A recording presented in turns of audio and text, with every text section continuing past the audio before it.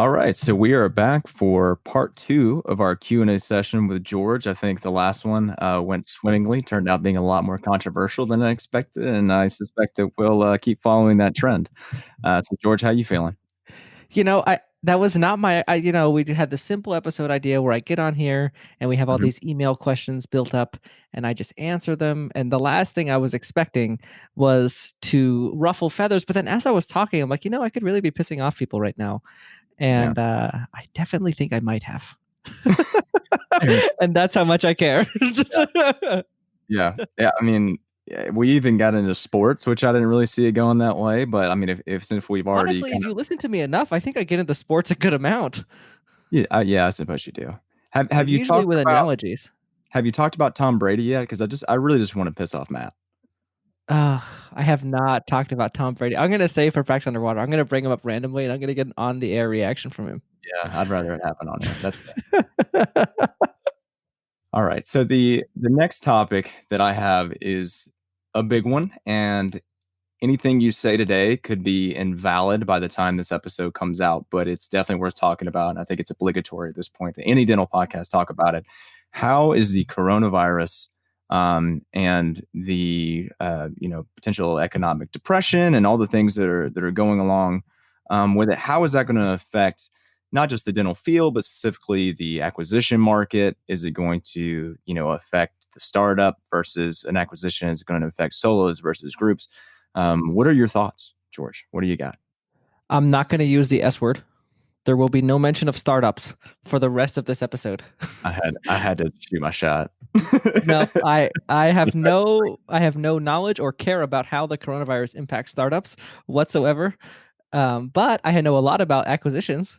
So Okay. I'll settle for that.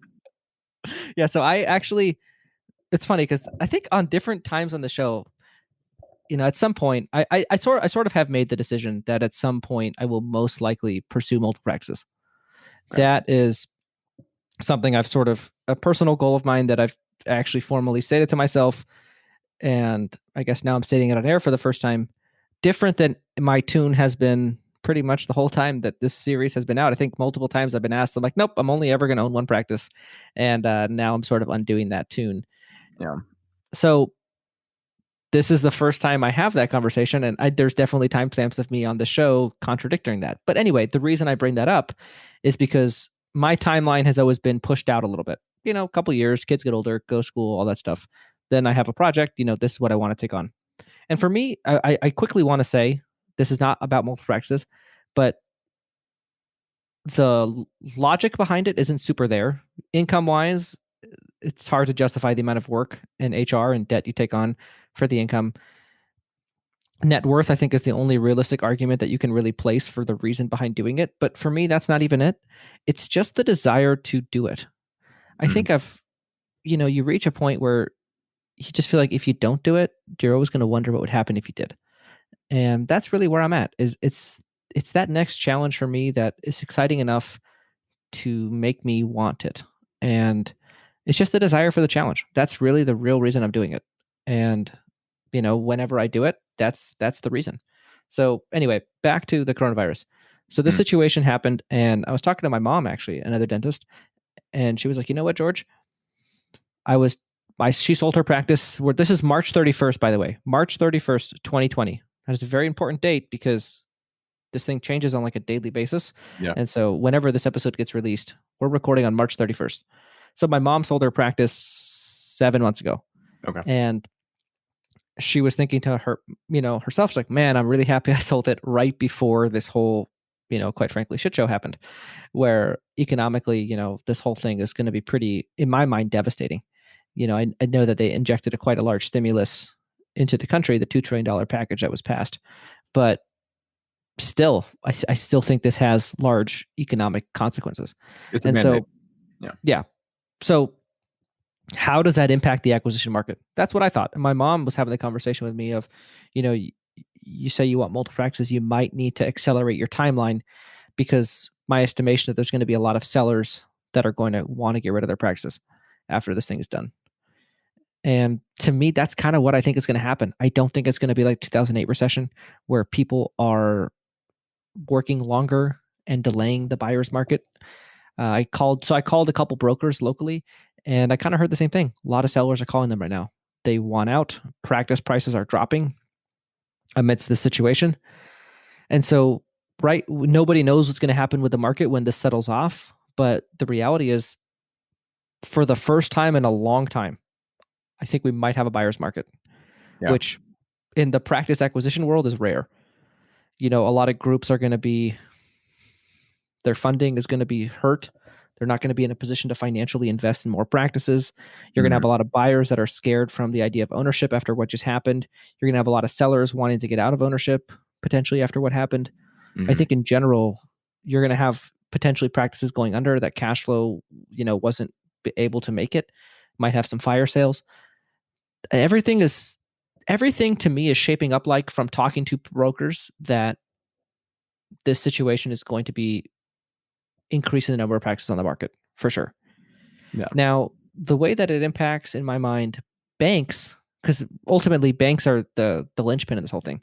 The more they fund, the interest rates are low right now, but talking to banks, what I'm hearing from the few that I've talked to is, right now they are not lending on practices until they see some period of stability. Of course, So depending on the predictable. bank, they're Yeah. going to want to see that bounce back and some sort of stability on that before they loan, X hundreds of thousands or millions of dollars to a buyer to buy a practice. And so I think there's going to be a stall in the market for a little bit, and then ultimately, once things are back to normal, or the new normal, or whatever the heck a normalized situation of this situation looks like, Things I are forever changed, George. yeah, I think so. Honestly, Everything's changed. everything's changed, and it's just how changed for how long.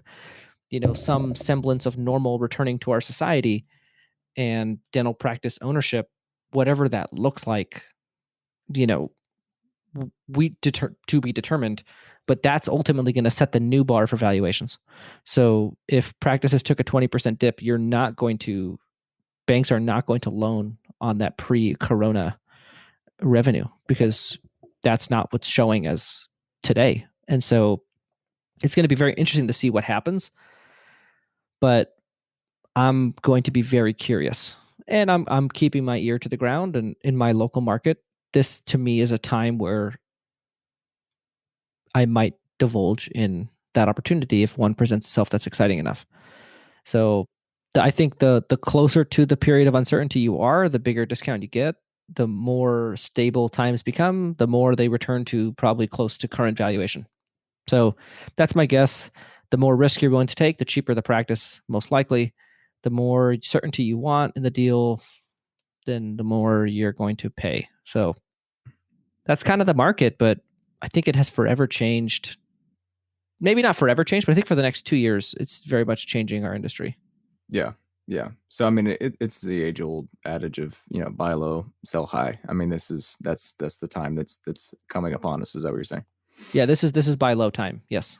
Yeah, absolutely. So what is, in your view, what does multiple practice ownership look like? Like, how many locations are you considering? Are you going to be working in any of them? The one thing I can tell you is I'll not be working in any of them. I probably could have guessed that, but I will. you hardly work in the one you own currently, so I couldn't imagine you. Yeah, that's true. I think I'm pretty committed to that idea of only working in one practice. Maybe pinch hitting. If Yeah. I absolutely have to for whatever reason, I'll avoid it as hard as I can. But if that's what I absolutely have to do, then I might. But notice that if I absolutely have to, then I might.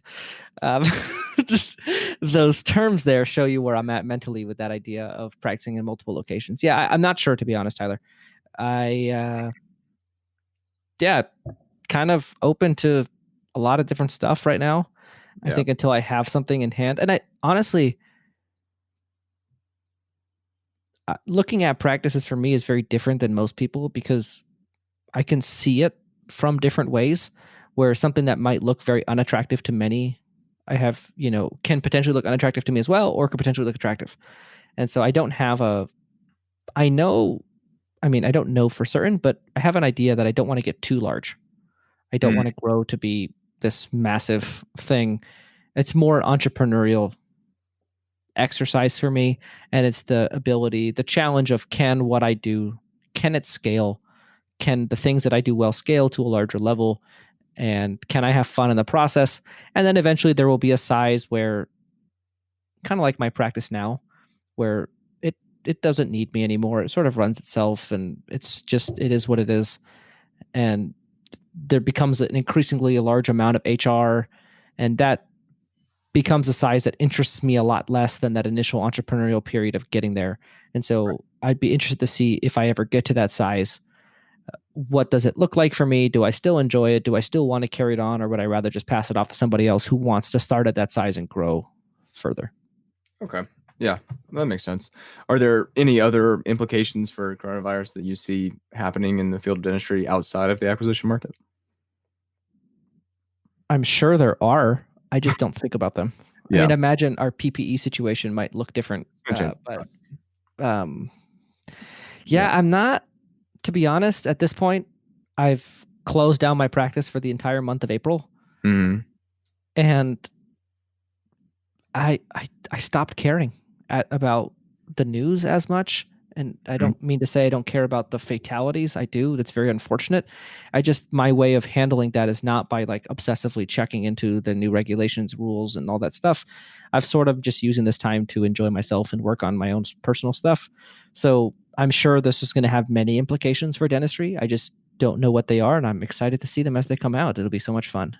Yeah, I mean, I think that uh, we're kind of at a time where things are just so quickly changing and it's all so volatile that it almost really doesn't make sense to sit there and keep your ear to the ground of, you know, how regulations are changing and such, because it's really not shaking out yet. I mean, currently dentistry at this point is viewed as being somewhat inessential in this time. And so I think we probably won't really know what the new normal looks like for some time. You know, it's going to be after they start saying, okay, well, you know, we can go back to work and we can resume you know, non-emergency work and such, and you know, dentistry can matter again. So, like, I don't think it makes sense to really obsess over that so much right now, as incumbent as it may feel. You know So what's goofy? Just on a total aside, we're gonna look back at this time of our lives. I question: is there going to be another time in our lives where the whole country is quarantined? this might be it. I This don't know. might be it. You know, Maybe multiple times. Who knows? But yeah, this is definitely the first time in my lifetime I've been quarantined that's for for 6 weeks, yeah, at least. yeah, And that's, the minimum estimate we're looking at today. I mean, right. this is March 31st. It's And, yeah, that's interesting. And I think taking a minute I've been marveling at how unusual this whole situation is yeah, for the history of the United States. And, it's going to be like in history books, 20 years from now, no question, no question. like the coronavirus pandemic. Like my kids are going to be learning about it. Like, oh, Dad, what Yeah, did I do during the coronavirus pandemic? Oh, you were hanging out at my house all day doing nothing because you're 3. But like, yeah, it's just goofy. And so I think we're going to look back at the situation. I hope, one day fondly of how interesting this has been for our society, yeah. and obviously with sadness for all the people that lost their lives in this process of the pandemic. No, absolutely. Yeah, it's been I think it's a process for everybody in trying to, you know, digest what's going on. For me, you know, I started off very early being super skeptical about the whole situation. Like this is like back in, you know, January, early February. You know, I was one of those folks that's like, oh, the flu killed 68,000 people in the 2017-2018 season and no one batted an eye. Like, you know, this is just you know, a run of the mill thing they're trying to sensationalize. And then over time, you start learning more and more. You see how it's getting more serious. And then people are talking about social distancing, which was I'd never heard of that in my life. And then it's the past few weeks, it's been like I've been in this sort of surreal superposition where I don't know if I'm under or overreacting to the situation. I don't think anybody knows. But you know, I'm watching a lot more news than I've watched in my entire life, and I've been watching like different news sources. Al Jazeera, like I've never watched Al Jazeera, and Really? You never watched Al Jazeera? no. I watched that growing up like all the time. Well, you know, It's we we, Arabic news. we we have different backgrounds, of course, but um, but now I think it's at this point it's very safe to say that it's a moment in history that we'll be talking about for some time, Definitely. and we'll definitely be looking back upon it and seeing how society was challenged and how it adapted, what it did during this period of time, and what it does afterward. But I think it's important to kind of take a pause and sort of, take in the moment, like really take stock of your life up to this point and what you're going to do with it afterward and how it is right now. So you know what to tell people when they ask, hey, what did you do during quarantine? Oh, I watched Tiger King like 6 times. No, like you want to say you did something, of relevance and of note. So my question for you then is, Can I brag real quick? oh, go ahead, please. Of course. So 2 weeks into quarantine to date, no Netflix yet. When you told me that, I'm so proud of that. I have done other stuff this whole time. So for clarification, have you never had a Netflix subscription? No, I have a Netflix subscription currently. You do. You're just abstaining from it. Yeah, I have not watched Netflix myself. My kids watch Netflix, obviously. Right. But I don't. Like Boss Baby. Okay, so you're familiar with the concept of Netflix. I have a Netflix account. I just don't watch it. No, I watch one TV show called Better Call Saul, and that's it. Oh yeah, that's solid. That's solid. No pun intended. Yeah. So how are you spending your time then? How do you take all this new free time and turn it into something that you can do something with? Yeah, I think personal development has been my big thing. Yeah. Really taking this time to. It's very rare that, right, I'm a currently single person, don't have my kids half the time, whatever it is. And so I have a lot of free time, and normally I'd spend that doing things with people, and I can't now. Not an option. So I've been doing things with myself, and it's been very informative. Yeah, geez. And so you spend a lot of time, alone thinking, and I think that's introspective process is very valuable. And that's been, I think, of a lot of personal development. I'll look back at this period as a period where, for me in my life right now, one thing I'm really working on is patience. Yeah.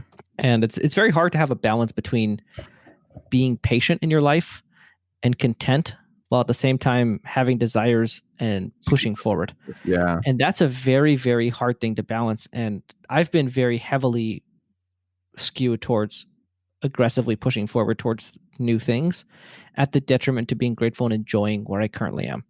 Yeah. And so for me, this has been a period where everything is so slow. And so it pushes you to really be patient and enjoy this period of time, and to learn to do that. That's kind of my objective in this period. If I could leave the coronavirus pandemic with that ability to be more content with where I'm at in my life and be grateful for everything and be comfortable with the journey and the pace, then that I would feel time very well spent. I think that's solid. For the first couple weeks after my school, literally like kicked me out and told me that I couldn't come back, which is, we're not allowed on the premises at our school. I can't even go in and do lab work or anything, right? I was stressed, through the roof, because it was going to be like a really big 2 weeks for me. I was going to completely finish out all my requirements for the year, finish off some pretty big cases that I've been, working on pretty hard. And I was biting my nails just trying to keep my appointments and worrying about being able to see these patients and stuff. And after a while, I just kind of I realized, look, this is not a 2-week thing. This is going to be an endeavor, and I got to shift gears. Like I'm not going to be able to get through this thing sitting here, being so high octane like I usually am. Like I'm always trying to make things happen as quickly as possible and get things done. Well, I don't even know when I'm going to be back in clinic. I don't know what the requirements are going to look like. I don't know how my school changes. So I've managed, I think, to let go and focus on who I am outside of that context. And it's kind of a new thing. Like I'm having, to really take stock and see, who I am outside of that, because I get subsumed in it, and I said this in an episode that we did with Richard a couple weeks ago. This is a period of time where, all those times that you said, oh, I'm going to do this, or I would be doing this if I had the time. I would play guitar more, I would learn Spanish or something. If I had the time. Well, now you have the time. So you're going to figure out, whether or not you actually meant that. So, it's funny. I've never said that about anything. Like, I can never think back to a time where I'm like, oh, I wish I would do this if I had the time. Like, well, George, this is something that people do. People do when they like have stuff that they wanted to accomplish. Yeah. Not everybody just does that thing. I just always do that. Like, yeah. Humble brag. Yeah. Anyway, so let's shift gears to no more COVID-19 for the rest of this episode. Okay. Cool. All right. Now what do we talk about? Yeah. Now we'll talk about the rest of the questions. Yeah. Okay. We have more. But that was a big question. No, it is, and it's the elephant in the room. Oh, here we go. This is really good. What are things that you thought would be beneficial for your practice, but actually hindered your growth and development? Ooh, dentists a lot of times waste their time on the 20% that takes up 80% of your effort, the inverse of the 80-20 rule. And there's a lot of things that I thought were like really important, and they're just not. But it's hard to like know definitively. Man, that's tough, because then you could almost argue that the conglomeration of all those not important things kind of make a one big important thing. Yeah.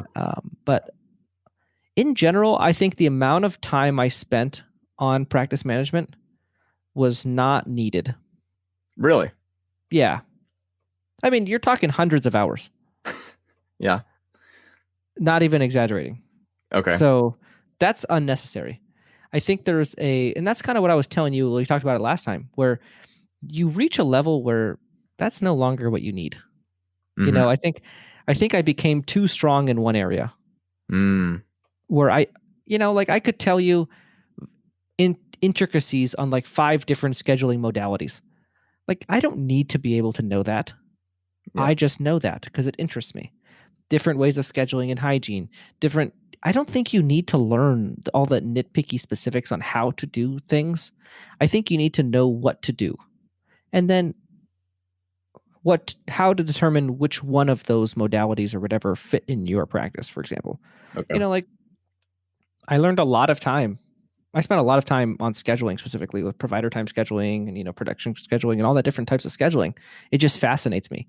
And then I got to my practice and I was very lazy about implementing scheduling protocol, because I think what I realized is, it's not, scheduling is important, but it's not, you don't need to know that much about scheduling. You just need to know when, I think I would focus more on when do you have a problem, identifying those things versus how to solve the problem. I think we always try to learn how to solve the problem, when really all we need to know is how to identify what problem we have so that we can then go explore the solution that fits our practice. Okay. Because you don't know what solution is going to fit your practice at the time. So you just learn all of them. That's what I did. But, for me, like, if you're booked out 2 weeks on the restorative side, then you need to become more efficient on your schedule or expand capacity somehow. Those are your 2 options. Learning that is like very simple, but learning all the different types of scheduling and the tricks you can do with them and all that stuff, that is a lot more cumbersome. And so I would spend more time learning about how to diagnose when things in your practice are not working, as opposed to learning everything about a working practice, because you don't need to touch every part of your practice. Right. Okay, that's solid. So how are you identifying your weaknesses? What's your approach for that? My weaknesses? Mm-hmm. In my practice? If any. Yeah, I mean, honestly, I'm not trying to brag. There we go. At this point, there are not many weaknesses in my practice. Okay. There are things that we are accepting as, like if you look at my patient efficiency, it's lower than the best out there, because we're a group practice with multiple doctors and multiple hygienists, and that's not our focus. But if you look at my retention, it's fantastic. If you look at my new patient flow, it's getting there. So yeah, I mean, I think that's part of the thing about using analytics is you can look at your entire practice. But I think I would take a step back and say, as a person, that's where I feel like the majority of the growth for me is at this point. I think my practice itself is pretty autopilot. It's more me taking stock of where I'm at, where I want to go, and that type of stuff. And that's, I think I was talking about was patients this episode? Talking about patients? Yeah, COVID, talked about patients, right? Yeah, of course it Yeah. is. So that, the ability to look at yourself and identify areas of growth outside of your practice is the next, step. But in my practice itself, I don't think that we have any Okay. glaring areas. Okay. Yeah, that's fair. Oh, okay. Here's one. So, what technology would you get in your office? What two things would you get, and how soon after graduating would you get them? So, I think in general, this question is, you know, as students, we kind of live in most schools live in somewhat of an analog world. Mhm. Yet, if you go on Facebook or you look at different, dental marketing, it's all about, here's the latest in intraoral scanning, here's 3D printing and how it's going to change dentistry.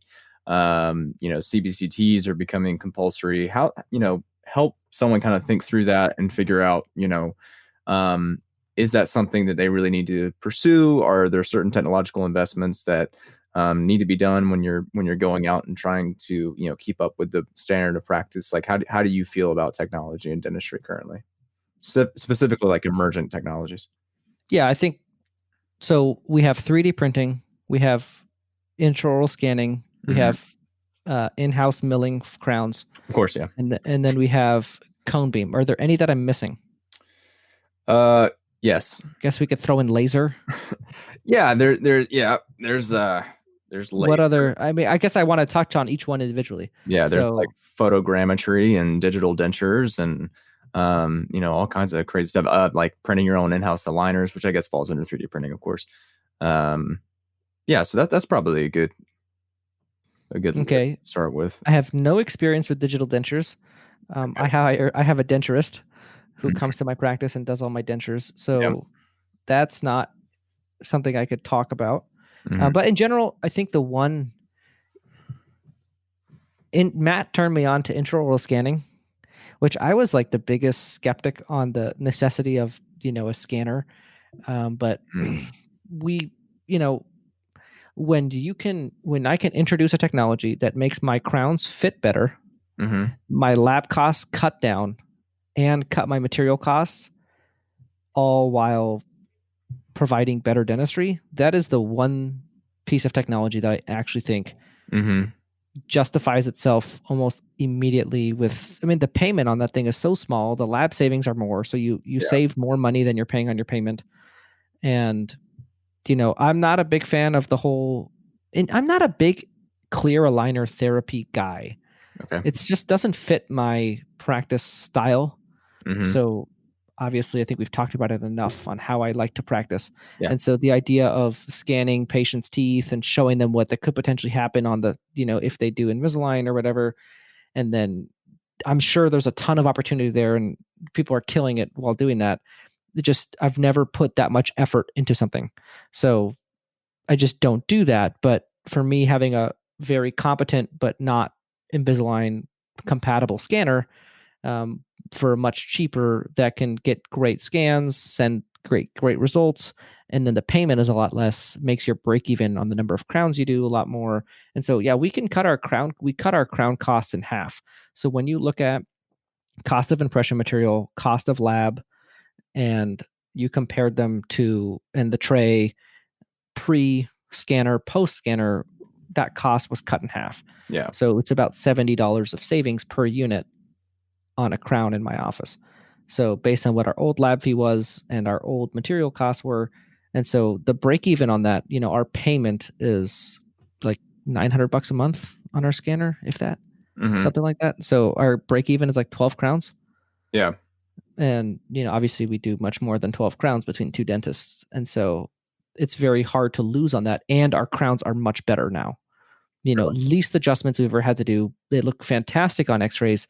So yeah, in general, less remakes. In general, so I'm a big fan of the intraoral scanner. I gotta say, I think that is the only type of technology you'll ever hear me like really, really be a big fan of. Cone beam, solid. Yeah. I think it really depends on the dentist. That is one that you gotta push. You gotta place implants, and it's not as passive. Intraoral scanner, you get it, the implant, it's very passive, it's easy, it justifies itself. Cone beam I would put as like the second best piece of technology out there. being able to place implants in your practice, being able to diagnose more because of it. Typically it's hard to. I think those two are the two kind of very straightforward pieces of technology in dentistry. I think milling is where things start getting complicated because some people love it, some people don't. It's very stylistic in my mind. In general, though, I think that's a super. If I don't know, I'm not going to talk about milling a whole lot. I don't have a whole lot of experience milling. I milled in school. I don't love same day crown appointments from a personal standpoint. So I just don't feel like I have a whole lot of.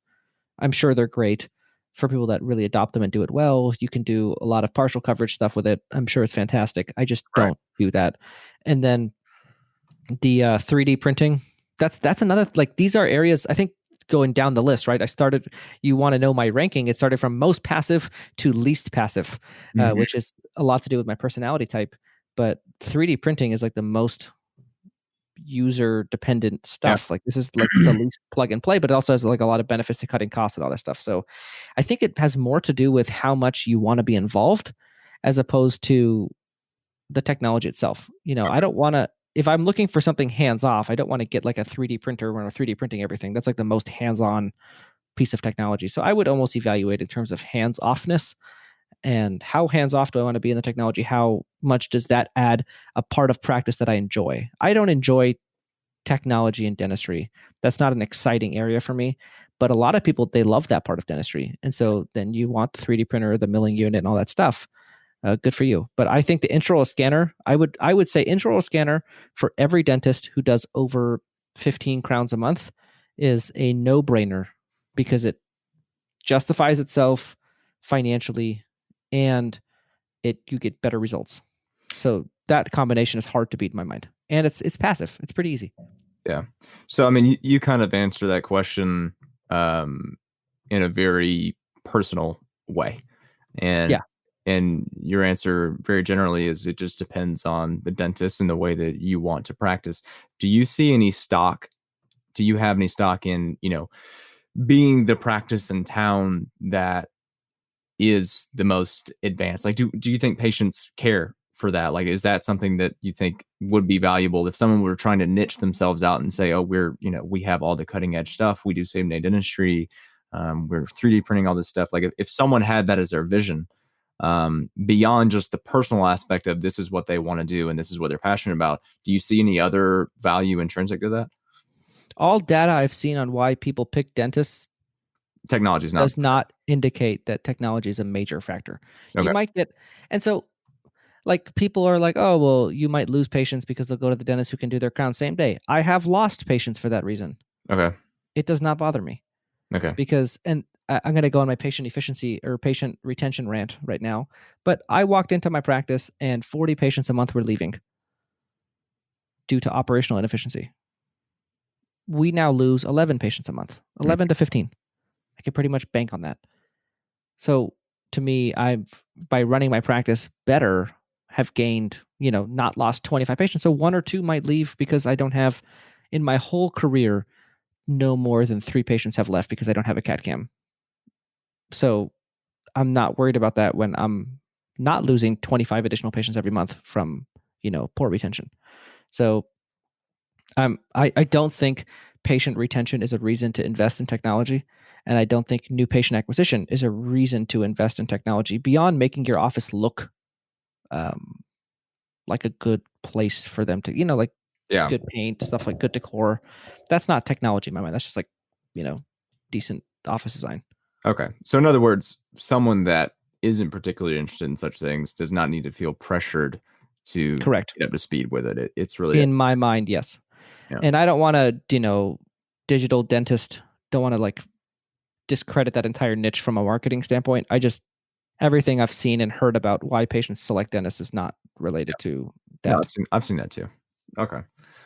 So you talked about operational inefficiencies there, and I'm sure you talked about on the show before, but just to kind of recap, what were the leaky buckets that you addressed right off the bat? Poor reappointment rate and hygiene, and then a lack of reactivation. Those are the two. Okay. Yeah. Yeah. So it's the proactive and reactive. Reactive, exactly. Very nice. Okay. All right. Solid. Let's see. I like that. You actually don't have to answer this question, but this is fun. What other things should I be considering in practice ownership and management that I probably haven't thought of?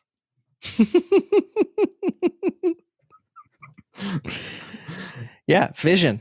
I guarantee you haven't thought of vision. Like most people haven't. Yeah. Think about your personality. Right. Are you somebody who likes the, personality, identifying yourself as a group or solo? Okay. Yeah, that's always the first order of business, right? Yeah. It's funny how many of these questions have to first be approached with that in mind. Yeah. Yeah. Yeah. So are there a lot of question overlap, but that stuff that we've already talked about? There is. I mean, when we go off on the tangents, we actually end up, covering a lot of that stuff. So, yeah, I think we pretty Cool. much satisfied that list. Really? The whole list? Okay. Well, actually, hold on a second. There was a longer one that I didn't feel like reading, but it might be worth it. So, okay, lazy dentist. Jeez. just a lazy interviewer. Okay. All right. This will be the last one. Okay. This says, you said you love Swell. There are so many service companies that call your patients, manage front office tasks, ask for reviews, etc. What services are out there do you feel are truly useful, and what companies do you recommend? You don't necessarily have to be that specific about companies, but what sort of services should people really be aware of and kind of have in mind that they're going to want third party wise? So this is a little sneak peek on the practice underwater Q&A, Okay. an ownership question, but I'll happily answer it right now. Okay.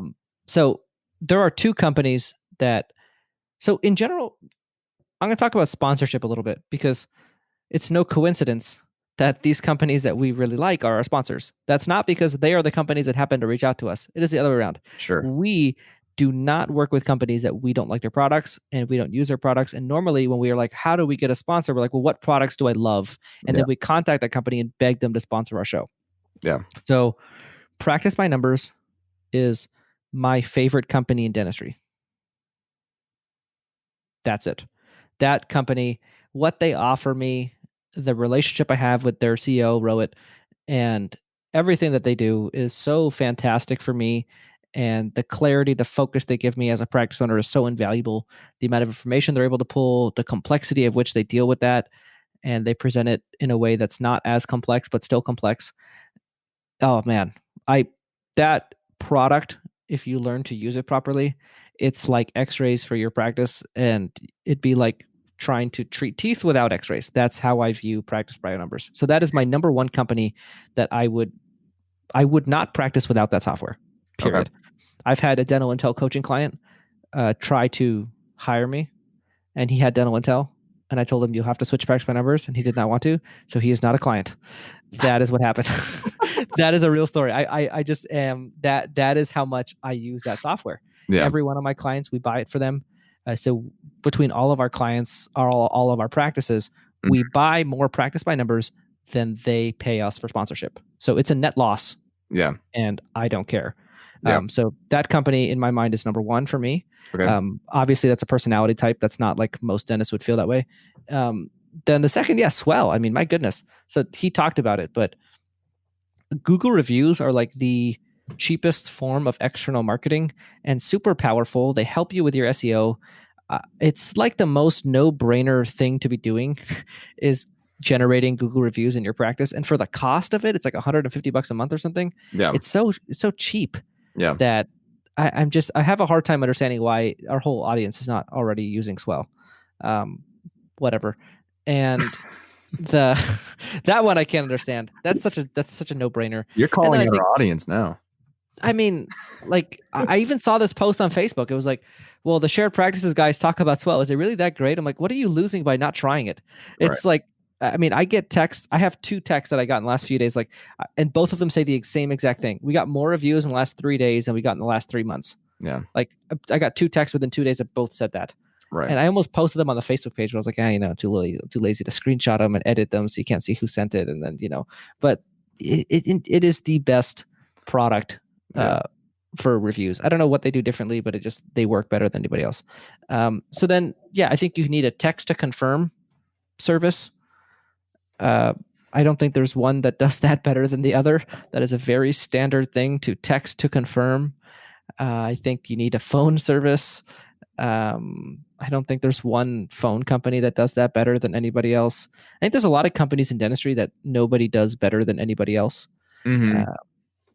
Uh, I like Zen Supplies. Okay. So they're another sponsor of ours because of my affection towards their product.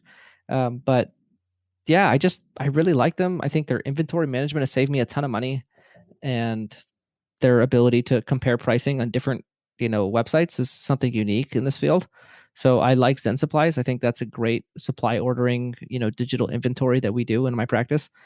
I like in general. I think one thing Matt does very well is he's really good at picking workflows clinically. So selecting what implant company to use or what lab to use for this or what lab to use for that. Matt spends a lot of time thinking about that stuff, comparing prices, and he's been a great person for me to talk to on that stuff. But like in general, the Blue Sky Bio workflow for Mm-hmm. implants is, in my mind, second to none. The ability to scan and take a cone beam and get a guide in your office in a week for $129, whatever it Yeah. is just a great service, and Yeah. it makes implant placement so much more predictable and straightforward. And Right. it's very affordable. And so I think that is a great one. But I think there's the majority of companies in dentistry, in my mind, are competing for, but there's not, it's very rare that you have that one company that is just head and shoulders better than everybody else in an area. And Swell, Practice My Numbers are two that I really feel strongly are neck and head and neck above the competition. I don't have many others that I feel that way about. I could switch my phone provider and I wouldn't care. I could switch my text to confirm service and I wouldn't really care. I could switch even honestly marketing companies. I like my current marketing company, but I've switched like 3 or 4 times, and Mm-hmm. yeah, I don't think there's one company that's a no brainer. But I currently like who I'm with, but I'm not sold on any one company as just like the best ever. So I think in the majority of dentistry, there's not that one company that everyone should be using. But I think there's just those like generic services that everyone kind of needs. Yeah. Okay. So in summary, people should be thinking about their data, right? In your opinion, it's just Analytics, yeah. their analytics, Mhm. their phone services. You need to think about your supplies and Yeah, your and your, text confirmed, your yeah. text to confirm and your Google And then reviews, of course. Google reviews, and then I would There throw you go. online scheduling in there. Online scheduling. Okay. I use LocalMed. I think they're solid. Yeah. It's nothing going to transform your life either way. It's just kind of something nice in the background. Pays for itself. Pretty Okay. straightforward. All right. Well, I think that covers the basis. Cool. So Tyler, question for you now. Uh-oh. I wasn't ready. You weren't ready. Oh, how the turntables. Yeah. So have you very clearly outlined your vision on the show? Mm-mm. Do you have it ready to outline? I'm not sure that I've done it personally. It's been challenged a number of times. I in the time that I spent in your practice, I felt very good about what I saw. I felt like, I would want to recreate that to the best of my ability. Though there were certain aspects of it that I actually could not do because of where I'm at. So for one thing, I can't have FDAs because I know I'll be practicing in Georgia. And that currently isn't an option. I won't have hygienists that can administer anesthesia. Really? No, that's right. There's only 4 states where they can't do that, and I am fortunate enough to be in one of them. So I'm going to be really good at administering anesthesia. Yeah, yeah, right. So there's a few obstacles that I'm going to have in trying to, I don't think I'll describe myself as a lazy dentist, but I will definitely use lazy dentist principles to, design my operational, systems, right? But I'm going to have some challenges that you don't necessarily have and have to kind of have some innovative, solutions for them. And I sometimes have difficulty, figuring out what that's going to be. I'm very comfortable with the idea that I'd be a group practice owner. I think that lines up with who I am and the strengths that I have. I don't see myself being super happy as a solo. There are certain attributes about that attract me, but I really do see myself and have probably always seen myself in a group practice position. So that's pretty solid there. But clinically, you have more interest than I do, correct? I do. I know I do, and yeah, that much I know. I So do feel then passionate about it. Yeah. the reality is, like, this is, I guess, coaching on air, but really the lazy dentist principle might be delegating a lot of bread and butter to, an associate or two, Yes. and elevating those complex cases to yourself. And that, to Yes. be honest, is a more profitable group practice model than mine. Yeah. It's not ideal that the dentist that owns a practice is not a big producer like myself. Right. Right. No. No. So No. When I'm getting into like getting granular with like clinical stuff and studying, and it's not usually the bread and butter type stuff. It's I'm very much into implants and into some cosmetic procedures, and I like surgery a good bit. So that's a lot of what I really focus on. But I definitely still look into the restorative side of things because I want to know what's up to a good standard and what's predictable, what's efficient, and so that's kind of what I look into. But I do see myself, being more on the more high end type of things than just the simple bread and butter as far as what I'm doing with my hands. yeah, and that's what I'm saying. You can Yeah, exactly. you can so I guess the thing I don't want people to take away from my situation is because I live in Arizona and these things are legal doesn't mean. Yeah, I'm not trying to say that, of course. Yeah, and I know you weren't, but I want to guard against that because, like, you live in Georgia, but you have different interests than me. Yeah, And, realistically, I can't delegate a lot of complex dentistry, which is why I don't particularly enjoy it. But for you, if you can't delegate any dentistry, then you might as well just like do the most complex stuff anyway, because either way, you're gonna have to do it all. yeah, And, then that's, so I think, and think about the clinical leadership that you can have, right? That's an area where you can be more impactful on your associates than I can, yeah, where I don't have the ability to, well, I do, but we talk diagnosis, but I'm not mentoring a whole lot clinically. I typically hire dentists that are very comfortable clinically. That's my preference. right. And so you have the ability to kind of string somebody along and really help them grow clinically Hmm. into the way that fits your practice vision and your style and everything. And so there's a lot of advantages to doing it the way that you're describing. And so I think that it fits you really well. And, profitability of I profitability of group practices is so awesome. Once you get big enough, it's really amazing. And so yeah, I think that's a great route. Yeah, I mean, and personally, I do kind of struggle sometimes with thinking about, how am I going to be, um, how am I going to get up to the point where I'm clinically competent enough to string someone along? Like, how am I even going to tell someone how to do something? And if I'm getting it to, precocious ownership, am I giving myself enough time to develop clinically? Am I getting enough reps? Am I getting enough exposure? Um, and certainly within, just your typical dental school curriculum, that's not exactly going to prepare me for what I'm hoping to do, which is why I am so passionate about pursuing clinical CE and studying things outside of my existing curriculum. But sometimes I toss around with the idea of doing a residency or looking for a job that would guarantee me to have more exposure to surgical procedures.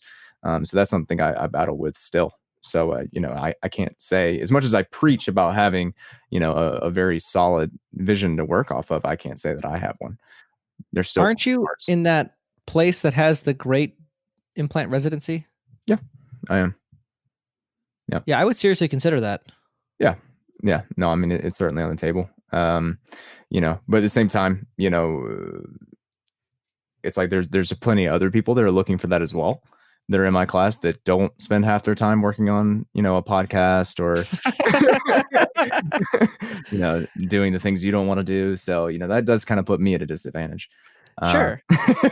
In that way and an advantage in other ways, it's yeah, all yeah, yeah, but yeah, so I think uh yeah, you got to gain your skill set somehow. yeah, Whether that's, through CE and right, reps or residency and reps or whatever it is. But yeah, I mean, you'll get there. yeah. Honestly, by the time you build up the practice large enough to sustain that, you'll clinically be Certainly. to handle that. Yeah. Yeah, and I have faith in that. So Yeah.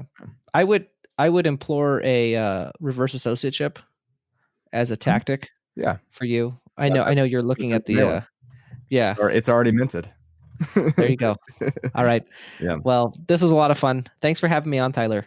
And I think we knocked through a solid 2 hours of Q&A. So Yeah. audience, hopefully, I don't think I was as controversial this time, which is good. Yeah. So we kept it nice and political, which is awesome. So Yeah. I don't have to worry about all the hate I'm going to get for this. Yeah. Well, I appreciate you having me on my show, George. I really Yeah, I know. it's a You're lot. very welcome. I was having my show. Jeez. Yeah. Well, I gotta take ownership, you know.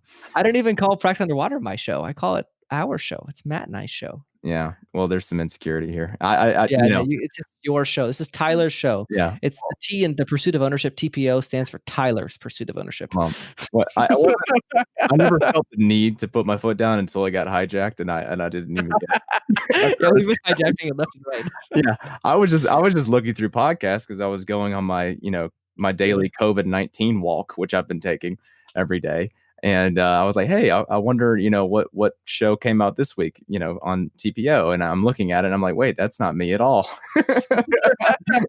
That's how I found out it got aired. So yeah, put my foot down. This is my show, This and is your show. and it's good to be There on will be it. no more the Pursuit of Ownership episodes without Tyler Tolbear's voice. That's a guarantee. Well, that will be broken. well, George, this was a lot of fun, and I hope that we address some questions that our audience has. But if they have any more, please, I implore you, as I do always, send us some messages at sptheinterns@gmail.com. More often, you're more guaranteed to get responses if you send direct messages to George, either on Facebook or any way that you can get to him. Just send him a very long list of questions, whatever you have. He's very receptive to such things. So sarcasm. Very sarcastic right now. But anyway, this is starting to drag on. So thanks everybody so much for listening. Stay safe out there, stay home, and continue to grow. So all right, thanks, George. Bye-bye.